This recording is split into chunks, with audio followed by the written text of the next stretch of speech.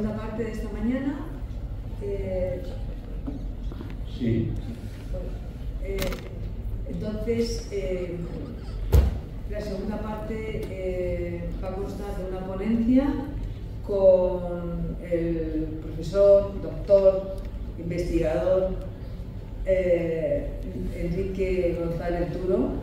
Es la verdad que es un honor contar con él en estas jornadas, porque es una de las personas que más ha estudiado el tema de las rapadas. Tiene un libro que es de los primeros que se publicaron en España, que es un fenómeno, bueno, pues que luego se repitió por el nazismo en los territorios ocupados. Ese rapado, esa ingesta de aceite de ricino, ese pasear a las mujeres desnudas o semidesnudas con orquesta por los pueblos para humillarlas. En muchos casos eran mujeres que simplemente se habían quedado en la retaguardia al cargo de la familia, pero las utilizaron realmente como rehenes y también como castigo ejemplarizante. Él hace un estudio muy completo de este fenómeno, muy completo. También lo tenemos aquí en el puesto de libros, y como en los dos libros anteriores, la verdad es que os recomiendo que lo leáis. El profesor doctor Enrique González Duro es psiquiatra, es un psiquiatra, bueno, se jubiló en el Gregorio Marañón, pero él empezó a trabajar en el primer Gregorio Marañón, que era el Hospital San Carlos. No, yo empecé a trabajar. Sí. Nada más y nada menos. Sí, y luego con López Ubor, que también tuviste tus... Que aprendí mucho, sobre todo rápidamente, porque aprendí todo aquello que no se puede pedir a hacer. Exactamente, así lo tienes recogido en tus memorias. Entonces, además de estas mujeres rapadas, la verdad es que tienes una amplísima bibliografía. Tienes ya en el año 76 la represión sexual, dominación social, y luego quiero destacar las biografías psicológicas que has hecho de Felipe González, la de Franco y la biografía interior de Juan Ramón Jiménez, para aprender mucho incluso del fenómeno de Camprubí. El miedo en la posguerra, La sombra del general, y de las últimas obras está es Las rapadas, el franquismo contra la mujer. Él nos va a hablar hoy del acoso de los poderes políticos y religiosos a la mujer. Así que os dejo en las mejores manos posibles.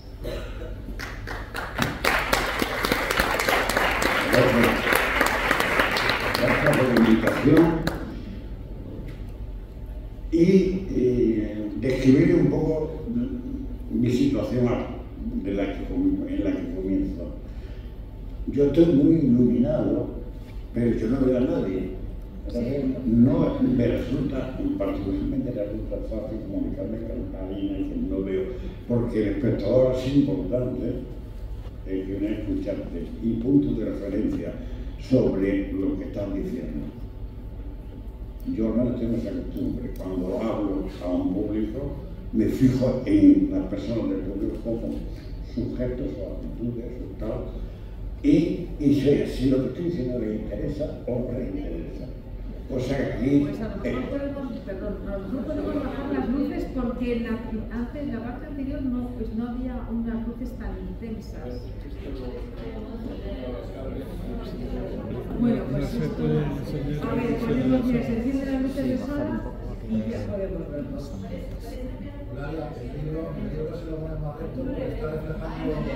Bueno, esto es uno, el que yo tengo una agente andaluz, y a veces, pues, no se entiende muy bien. Los mitos se hablan. Bueno. Ya lo habéis visto, pues yo creo que lo más fácil es que no quitar los cambios.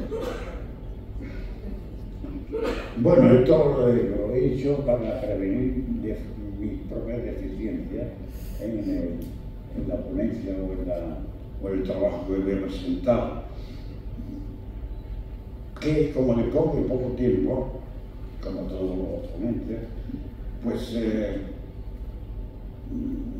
no voy a poder dar una visión en profundidad de lo que voy a decir. Voy a dar una serie de cosas interesantes y luego esperar el coloquio, que para mí es importante.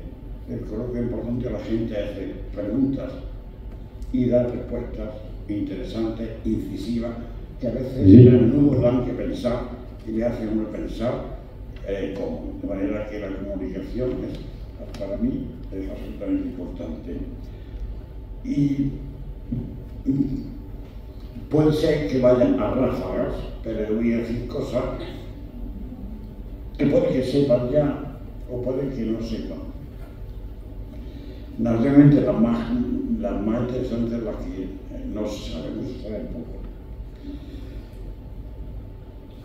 Y voy a empezar a hablar hablando de la jerarquía eclesiástica católica española, que hasta muy poco después del comienzo de lo llamado alzamiento nacional, o sea, golpe militar, el 18 de julio de 1936, la Iglesia no se atrevió, cuando hablo de Iglesia, hablo de jerarquía eclesiástica, no se atrevió a decidir qué posición tomaba ante una situación de una crisis previsible y casi inmediata. Y decidieron naturalmente lo que tenían que decidir, que era apoyar a los militares sublevados. Lo hicieron de diversas maneras y enseguida, muy poco minutos. Tuvieron naturalmente apoyo del clero, y no solamente del clero, sino de los fieles, de muchos fieles, de mucha gente que ante una república que pretendía justamente mejorar su situación y hacer una serie de actividades que separaran a la Iglesia del Estado. La Iglesia tiene que tener su campo de actuación y el Estado también. Y no mezclarse como se hizo justamente al revés con el triunfo del pueblo. De manera que no pasó nada. Todas las actividades que hizo la Segunda República con respecto a la reforma, a una tibia reforma militar y cuidadosa, no significó el estallido de ninguna crisis, ni ningún problema y nada. Es decir, posiblemente en la actualidad tengamos muchas más situaciones de crisis que las que tuvimos en la época de la República. A pesar de que la hubo. Y hubo una especialmente significativa y escandalosa, que fue la quema de los conventos de Madrid, fundamentalmente, que se hizo en el año 1931, casi acababa de proclamarse la Segunda República en el gobierno provisional de la Segunda República. ¿Y cómo fue esto? ¿Cómo se entiende esto? ¿Cómo se entiende esto?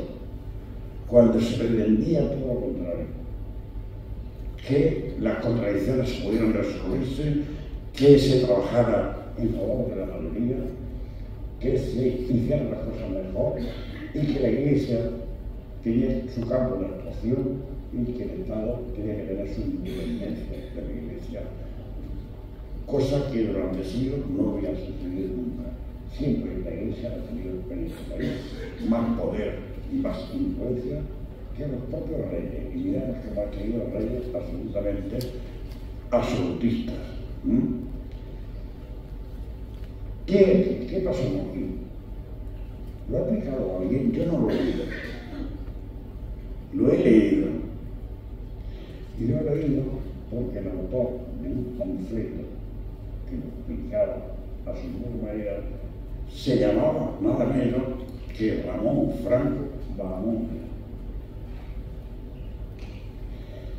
en donde él escribió no un libro, sino un panfleto, porque el libro como libro era malísimo, en donde él defendía una posición muy radical.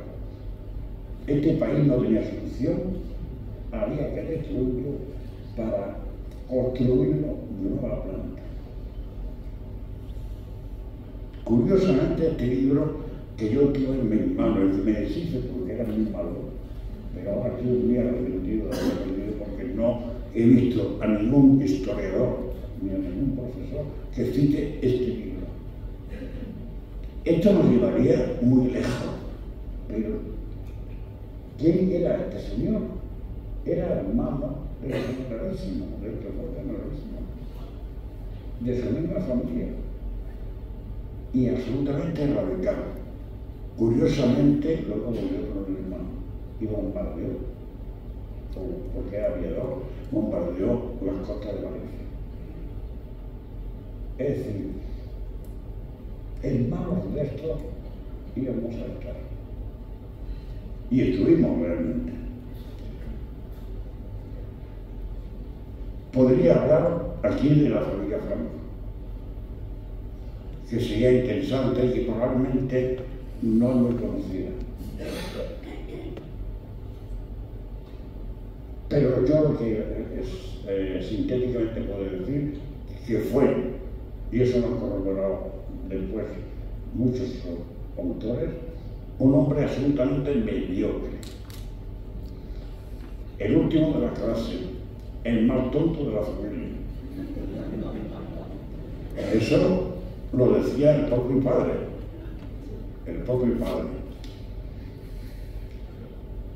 Pero no he venido aquí a hablar de Franco.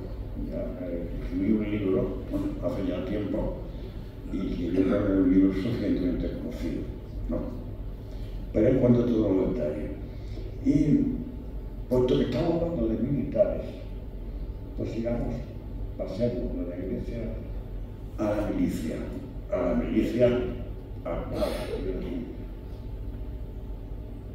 al ejército. El ejército llevaba desde la guerra de Cuba, nada menos, absolutamente desarrollado. Era una catástrofe. Es decir, se decía que el ejército español, y se decía eso incluso después de la guerra, había más generales que soldadores. Eso es una frase común que se repetía a mucha gente. Y aquí, la República también intentó hacer una antigua reforma militar. ¿En qué consistía la reforma militar? Básicamente, pues básicamente encerrar algunas academias militares. Por ejemplo, se cerró la Academia de Marina, pues porque sencillamente los yanquis nos habían dejado sin barco, no teníamos barco, y sin embargo tenemos Academia de Marina.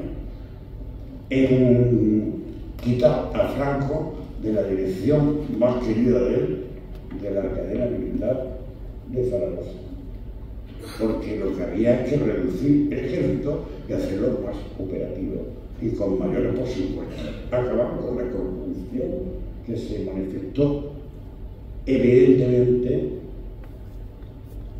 en la guerra de Marruecos, en la que estuvo implicado el abuelo de nuestro querido rey, que ya empezaba, bueno, la cosa de la monarquía empezó muchísimo antes que la muerte de ese. Pero estaba implicado en esa función.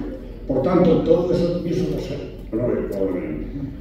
Es decir, ante todo, otra cosa que hizo, que intentó hacer, fue permitir la retirada de los médicos, de los militares oficiales que no estuvieran de acuerdo con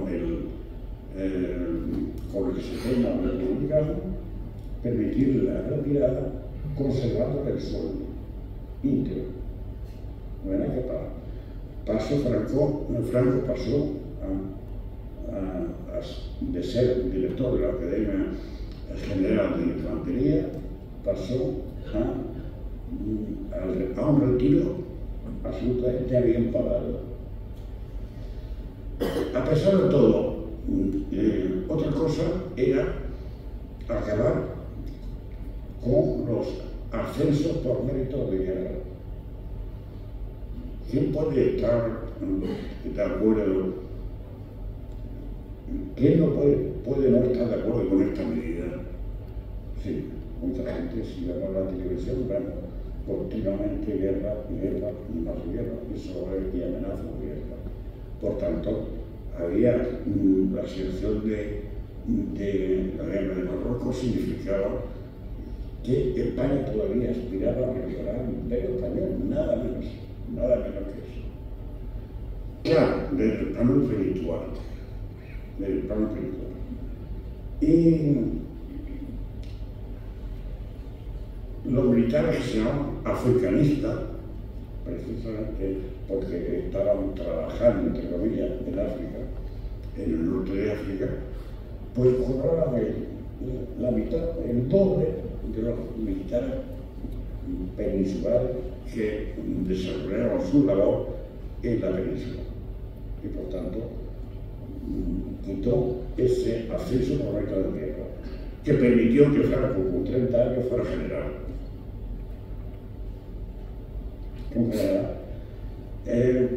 Bueno, naturalmente los militares, ante tocarle su terreno, ante manejar su terreno por un gobierno elegido democráticamente, les exacerbó sus ánimos, le enrabietó.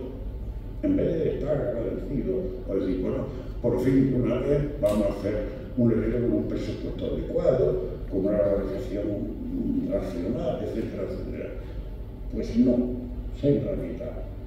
Y se respondieron como ellos saben hacerlo, por lo visto, con un golpe militar que ya hicieron en el año 1932, que afortunadamente fracasó por su mala organización. Un ejército tan desastroso no podía hacer ni un golpe militar. Fracasó y el líder de este golpe militar se llamaba Sanjurjo y fue indultado en poco tiempo. Otro tema de actualidad, los indultos, la amnistía. Bueno, pues entonces, ¿qué hicieron? Preparar otro golpe de Estado. Esta vez, con mayor rigor, preparado con mayor sistema, en clandestinidad absolutamente acordado y dirigido por una comisión que había hecho clandestina, que fue preparando el grupo militar a raíz del triunfo en las elecciones democráticas del 36 del llamado Frente Popular. No por unos militares de honor no podían consentir que hubiera un gobierno que era de centro-izquierda. Si vamos al ministro del Frente Popular, del gobierno del centro, realmente era de centro-izquierda. Prácticamente no había ni socialistas, ni anarquistas, por supuesto ni comunistas. Bueno, prepararon poco a poco, fueron preparando el terreno para dar el golpe militar dirigido por el general Mola, que en su tercera periódica que mandaba a sus asociados con militares, decía que había que dar un golpe rápido y eficaz, provocando el terror, otro tema de la actualidad, el terror en la población, porque así realmente triunfaría el golpe en 2 o 3 días. Ese era el cálculo. a base del terror, aterrorizando a la población. Y efectivamente dieron el golpe. Lo dieron el 17 de julio de 1936 en Marruecos, donde tenían justamente el ejército, la parte del ejército más preparada, más profesionalizada, más tropas de choque, como eran los legionarios, los regulares, etcétera, etcétera, gente experimentada y tal.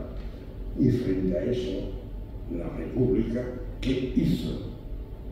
Casi lo único que podía hacer, disolver el ejército y entregar las armas a las milicias armadas.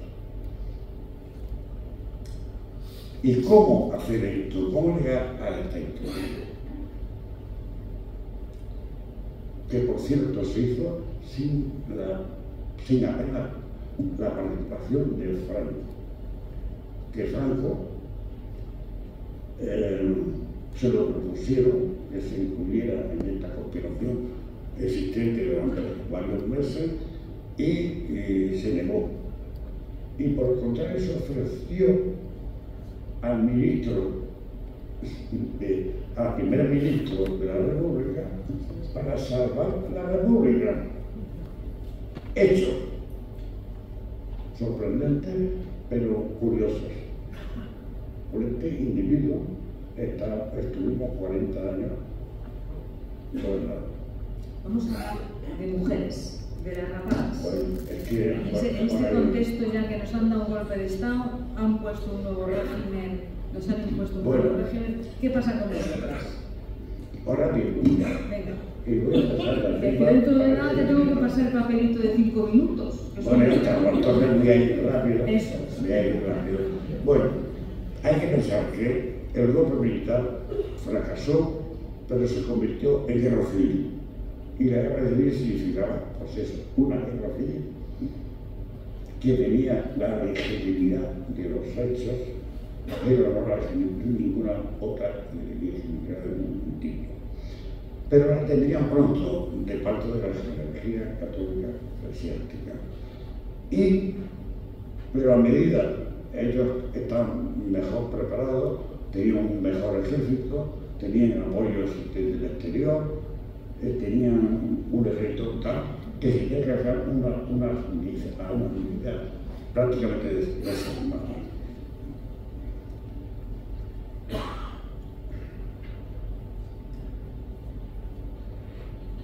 Bueno, pues ahora sí me estaba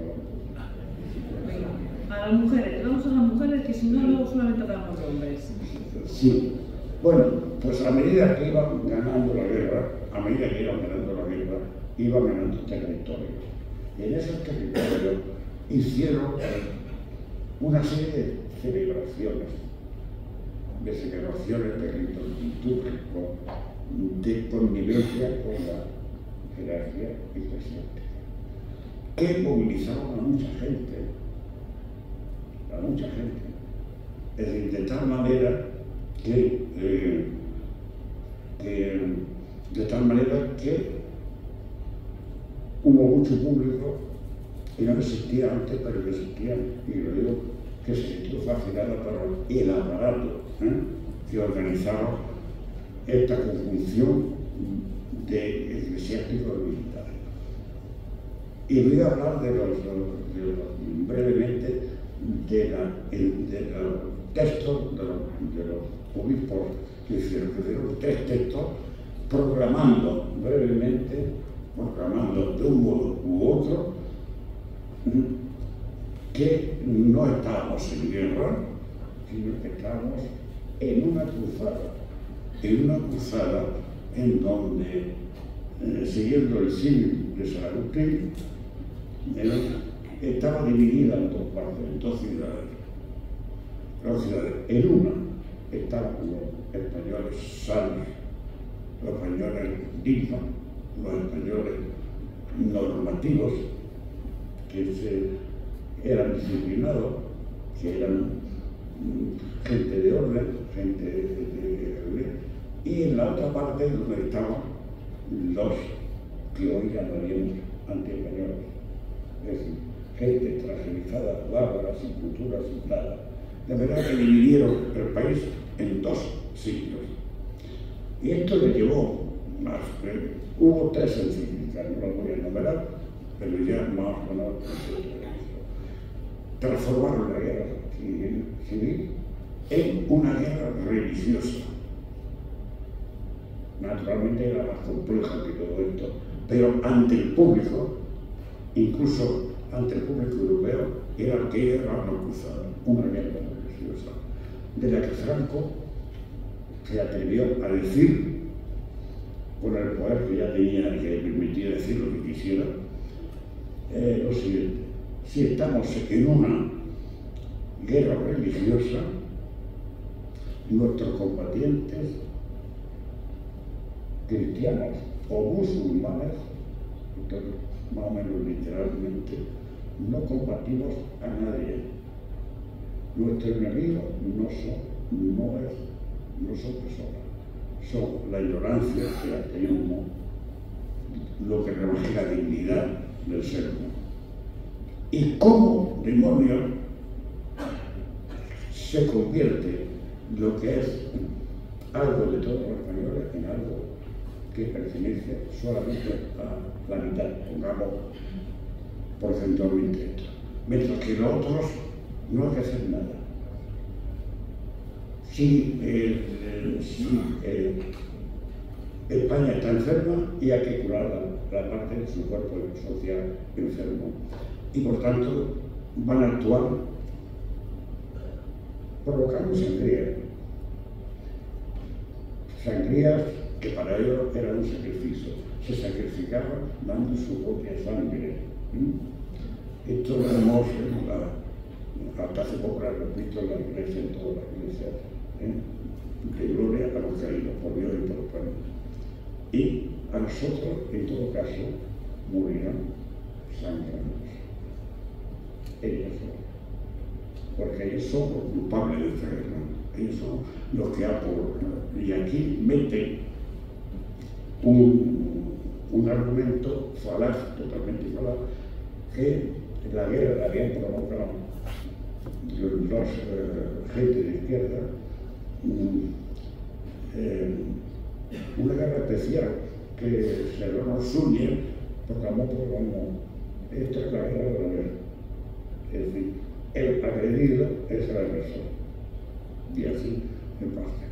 De manera que este dilema que para mí me ha preocupado siempre, como es demonio que haya tanta gente en este país donde piense que ellos son los únicos existentes. Y eso sigue existiendo todavía. Basta poner la televisión para darse cuenta. Gente que sigue pensando que España es de ellos, de la mitad, y que el resto no se dice nada. Expulsarlo. Los bombardearlos. ¿Qué hacer con ellos? De reconocerlo, por lo menos su identidad, desenterrarlo a los desaparecidos. Eso se nunca habla de muertos ahora. ¿Cómo hablamos de muertos? Teniendo a ETA para hablar de terrorismo. Bueno, pues en estas concentraciones, que a medida que avanzan y tienen victorias, los militares sublevados la apoyan a la iglesia y hacen ceremonias litúrgicas. Hacen tal, convocan a mucha gente, llevan una fanfarria, llevan una banda de música, aquello que lo convierte en una fiesta, que fascina a la gente y genera consenso. De manera que va ganando terreno, Su aspiración era más lejos de acabar con todo lo que no pensaban como ellos. Y dentro de estas concentraciones religiosas, militares y religiosas, aparecen las vírgenes locales, o sacan a las vírgenes locales más populares y le ponen insignias militares. Convierten a lo que era una imagen la convierte en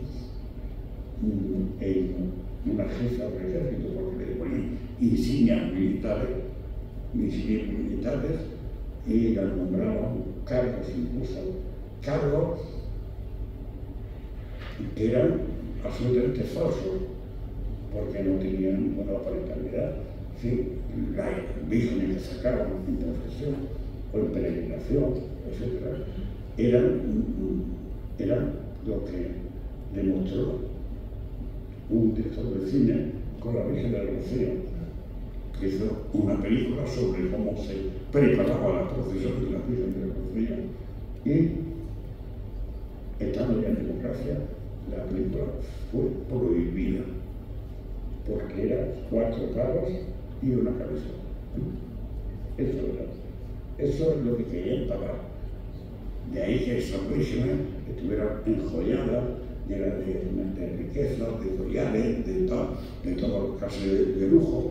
Y entre estas está la Pilarica, a la que se considera, haciendo una lectura de la historia, se la considera como la salvadora del sitio de Zaragoza que estaban haciendo los franceses, los napoleónicos.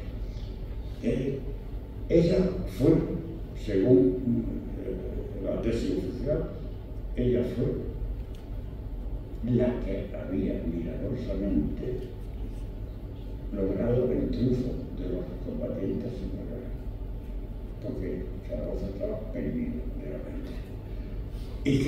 Y como premio le eligieron capitán general. Mientras tanto, perseguían a las republicanas.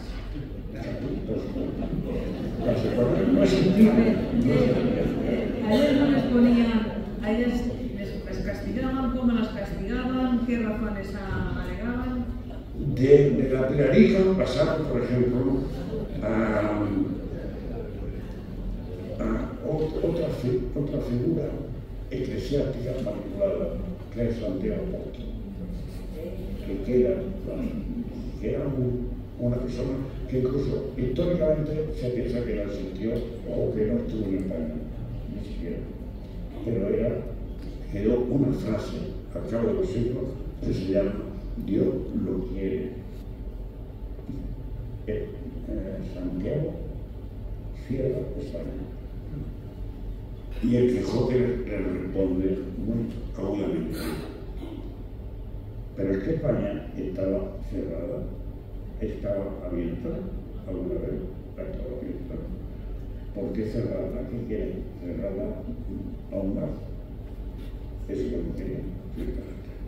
Y después me paso rápidamente, como ¿Tienes bueno, pues ya están 4 minutos para hablarnos de las individuos dudosa moral, pues entonces, para hablarnos de esa persecución de las...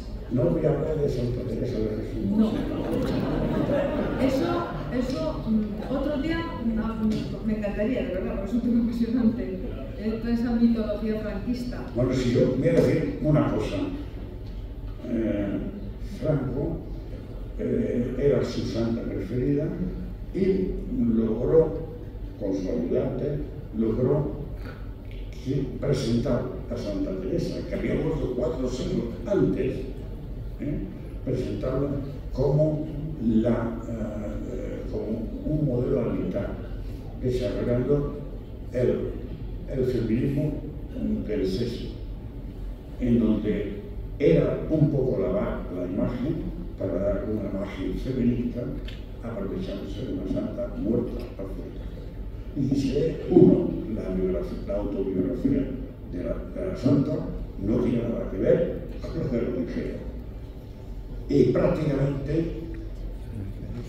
pues no voy a decir más de Santa Teresa, porque es sumamente interesante esta historia, de la mano de Santa Teresa, que Franco, que era de la mano y que era Santa Teresa, que fue una reliquia considerada reliquia milagrosa y que Franco tuvo en su capilla desde el año 1937 al año 1976, cuando ya había muerto, considerando que era su santa preferida, que le gustaba estar al lado de su mano y que a la santa le gustaba que su mano estuviera. Bueno, háblanos, por ejemplo, de Juana Capdeville, que nos hablas de por qué una bibliotecaria, la primera bibliotecaria en España que consiguió ese puesto por oposición. ¿Cuál fue el motivo de su asesinato? No lo sé. Bueno, pues tenéis aquí escrito. Sí, pero yo no me sé. Bueno, pues a ver, te contesto yo la pregunta. Simplemente por ser la mujer del gobernador civil de La Coruña. Bueno, caso como estos. A ver, cuéntanos algún caso como estos. Yo venía decidido a hablar de este libro. Vaya por Dios. Bueno, yo venía a hablar de los vencidos y específicamente de las vencidas. Y me encuentro, y voy a cobrar lo más que pueda, varias cuestiones de que son víctimas genéricamente. En el siglo, 400.000 personas, antes de que entrara Franco, la tropa franquista en Barcelona, emigraron a Francia.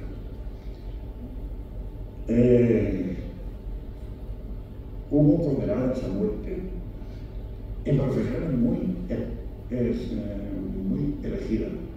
Las más perseguidas eran las milicianas, era el demonio para ellos. El demonio. Cuando la miliciana, la Copa República la quitó del medio, porque se estaban limitando simplemente a hacer las tareas, digamos, domésticas de los soldados. Las cárceles de mujeres. Las cárceles de mujeres que decidieron 5, que están infectadas muchas de ellas por el virus marxista, y no por el gen marxista, como se dice que dijo Mario García. Por eso no podían criar ni a sus hijos, porque tuvieron hijos en la cárcel. Tuvieron tanto tiempo que les dio tiempo y las pagaron para tener hijos. Y tuvieron hijas en la cárcel. Y salió una orden en donde esas madres no podían cuidar a su hijo nada más que darle de mamar. Porque tenían el virus marxista. Y como tenían la enfermedad, se lo podían contagiar.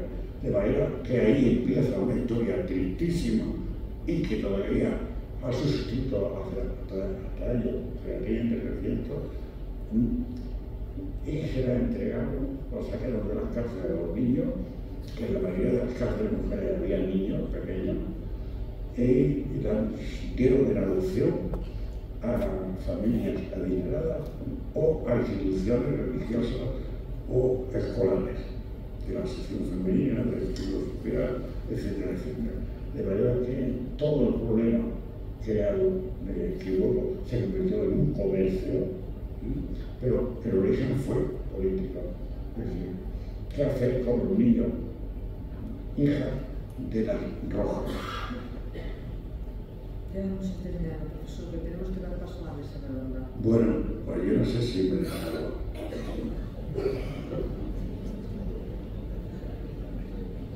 Bueno, pues las violaciones que eran sistemáticamente violadas en las comisarías, que no decían absolutamente nada. Las rapadas que eran sometidas a esa situación humillante de un modo arbitrario. No había ley ni sentencia judicial ni nada. Cualquier patrulla forajista podía coger a la mujer que quisiera, llevarse a su cuartelillo y ahí violarla. Pero con todo y con eso, que no hablaron nada, se quedaron callados para siempre. Lo peor para ella fue haber sido rapada y objeto de escarnio público. De manera que para ella fue más terrible que ser violada el ser mujer, perdía su identidad femenina. Y en público se extendió por toda España. Yo iba a decir suerte, pero no era suerte, de ver alguna desfile de esto. Cada pueblo tenía su especificidad, porque los señoritos consulistas realmente hacían lo que querían. No había grieta. Y realmente lo más importante para ella era ser mujer. Tema que este es, que yo sepa, el primer libro que escribimos. Sí. Pues aquí lo dejamos y vamos a dejar las preguntas a Enrique González Duro para el coloquio. Ya pedir por favor, señora Francisca y